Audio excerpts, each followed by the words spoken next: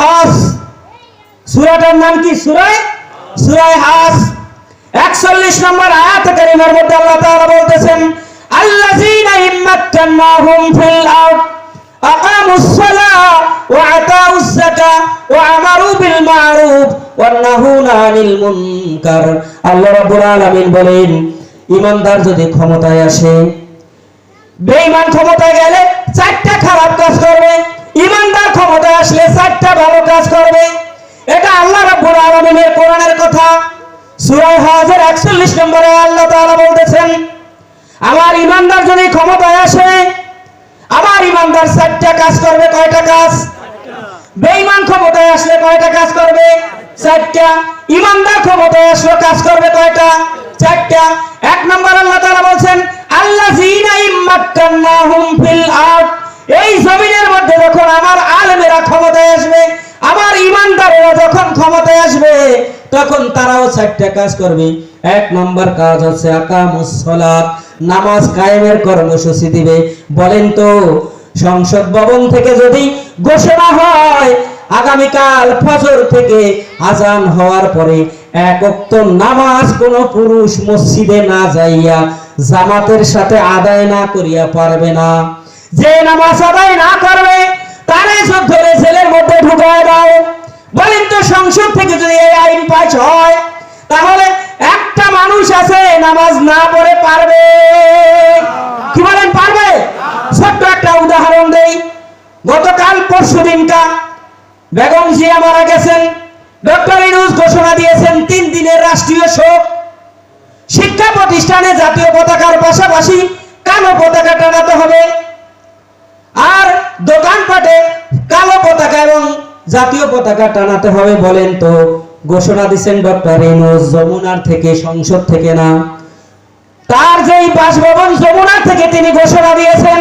বলেন তো, বাজারের সব দোকানে দোকানে জাতীয় পতাকা আর কালো পতাকা আছে না নাই? একটা ঘোষণা মাত্র। কোন পুলিশ আয়া জিজ্ঞাসা যে আপনি কেন টানান নাই?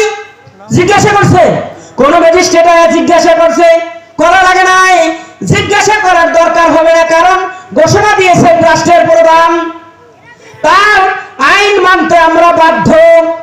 আর আল্লাহ রাব্বুল আলামিন একবার দুইবার নয়, 82 বার কোরআনুল কারীমে আল্লাহ ঘোষণা দিয়েছেন, ওয়াকিমুস সালাহ ওয়া আতুজ যাকাত, নামাজ কায়েম করো বান্দা, যাকাত আদায় করো।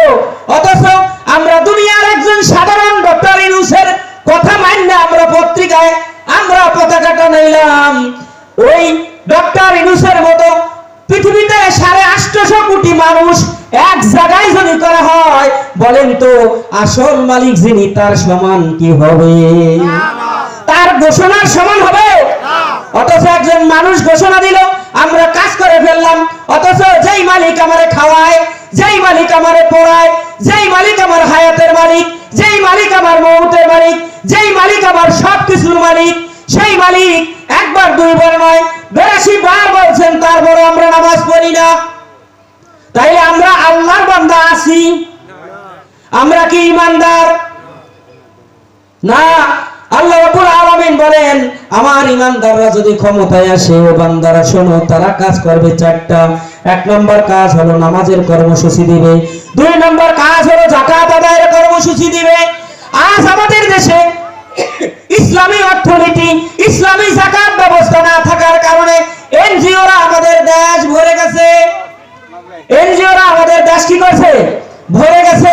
যখন এই যাকাতের ব্যবস্থা নাই, তখনই তারা সুদের কারবারিরা সুদ ব্যবসা শুরু করছে। কি বলেন, সঠিক না ব্যাঠিক? আর যদি যাকাত ব্যবস্থা যদি থাকতো, আপনি অসহায়, আপনার ঋণ লাগতো, সরকার আপনাকে যাকাত ফান্ড থেকে যখন টাকা দিত, আপনার সুদ দেওয়া লাগতো না। বছর শেষে আবার যেই টাকা আনছেন ওই টাকাই যদি ফেরত দেওয়া লাগতো, আপনার কষ্ট করে আর কোনোদিন সুদের কারবারির সঙ্গে যোগাযোগ করা লাগতো না। কি বলেন, ঠিক না ব্যাঠিক? ঠিক না?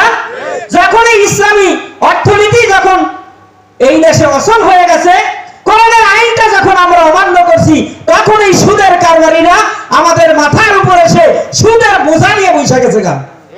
কি বলেন, ঠিক না?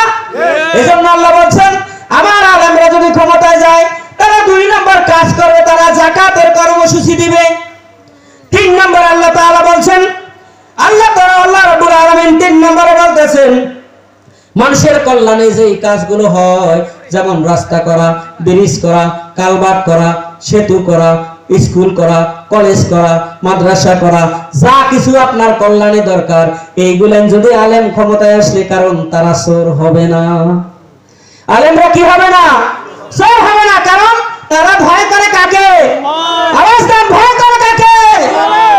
অন্তত পক্ষে আলেম কাজ করতে যাইয়া যদি কোনো ভুল তাদের জীবনে হয়ে যায়, রাতের অন্ধকারে গভীর রাতে ওইটা তাহাজ্জুদের নামাজের মধ্যে সিজদায় পড়ে আল্লাহর কাছে 2 চোখের পানি ফেলে ফেলে বলবে, আল্লাহ, আমার কাজ, তোমার কাজ করতে যাইয়া, মানুষের কল্যাণে কাজ করতে যাইয়া যদি আমার কোনো ভুল হয়ে থাকে মাওলা, আমি তোমার গোলাম, তোমার কাছে মাফ চাই, ক্ষমা চাই, ও আল্লাহ তুমি আমাকে মাফ করে দাও। আল্লাহ বান্দাকে মাফ করে দিবেন। 4 নম্বরে আল্লাহ রাব্বুল আলামিন বলেন, 4 নম্বরে আল্লাহ রাব্বুল আলামিন বলেন, মানুষ 4 নম্বরে মানুষের অকল্যাণে যেই সকল কাজগুলো হয়, মানুষের যেই ক্ষতিগুলো হয়, ওই ক্ষতিমূলক কাজগুলো তারা কখনো করবে না। এজন্য আল্লাহ বলেন, তা'মুরুনা বিল মারুফ ওয়া তানহাউনা আনিল মুনকার। আমার ঈমানদার যখন ক্ষমতা আসে, তখন তারা ভালো কাজে আদেশ করবে, খারাপ কাজ থেকে মানুষদেরকে ফিরায় রাখার জন্য তারা কর্মসূচি দিবে। বলেন সুবহানাল্লাহ। এটা হলো ঈমানদারের